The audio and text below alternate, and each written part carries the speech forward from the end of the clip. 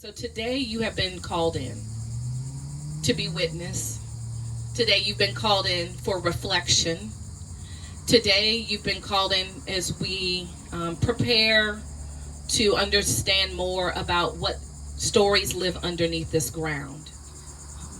We are not here joyfully because of the violence that happened here, but we are here joyfully because of the power of coming together. Today we begin an archaeological investigation of Fort Fisher, an excavation into its very foundations. We have been anticipating this project for a long time, so let me share some background with you and get you oriented. Fort Fisher was the Gibraltar of the Confederacy. It was the largest earthwork fortification ever built in America. Its walls crossed the Federal Point Peninsula all the way from the Cape Fear River to the Atlantic Ocean, and then southwards down the coastline for an entire another mile. At any given time, between 1862 and the end of 1864, one could find at Fort Fisher hundreds of men who were forced to build the earthworks. These men were not soldiers, they were not even citizens. Most of them were enslaved African Americans impressed into service by Confederate military authorities locally and from inland plantation. Confederate authorities also wrote conscription laws to force free blacks and American Indians into labor battalions. Lacking the protections of citizenship, these men were rounded up at gunpoint and brought to work on the many fortifications in the lower Cape Fear and at Fort Fisher.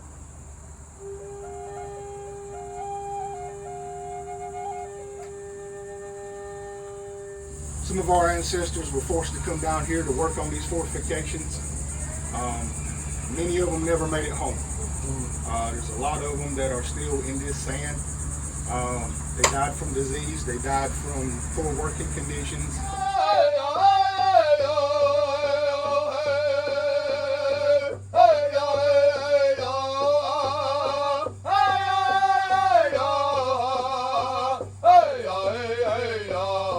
I bring you greetings on behalf of the Gullah Geechee Corridor Commission from the National Park Services.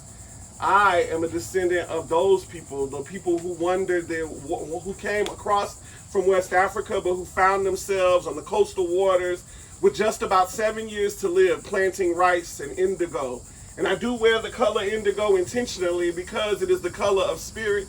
I wear the color white because it is the color of mourning and new beginnings. It is not the same as in this place that we call America, where black is often used as a way or a signifier of death. But we think about it in the terms of white, in the place we think about it in terms of blue. We think about it in the colors that we see when we look up in the sky and realize that we're all Sankofa birds waiting to fly. What does Sankofa mean, you might ask?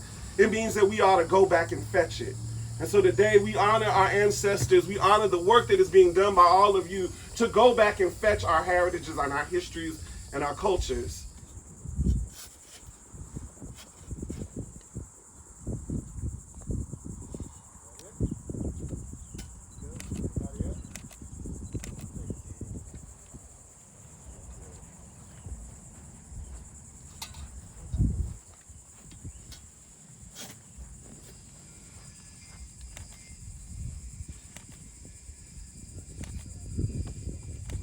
Today we are starting an archaeological project to excavate remnants of the foundations of Fort Fisher.